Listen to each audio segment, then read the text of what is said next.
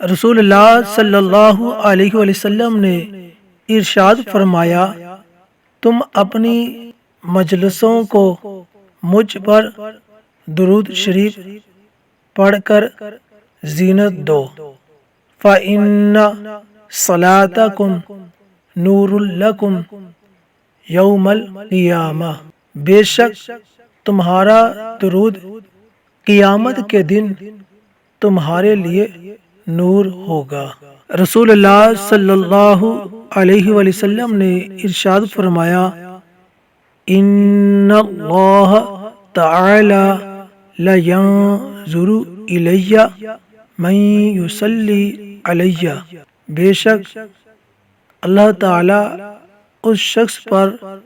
رحمت کی نظر فرماتا ہے جو مجھ پر درود شریف پڑھتا ہے، اور جس پر اللہ تعالی نگاہ رحمت فرمائے گا پھر اسے عذاب نہیں دے گا۔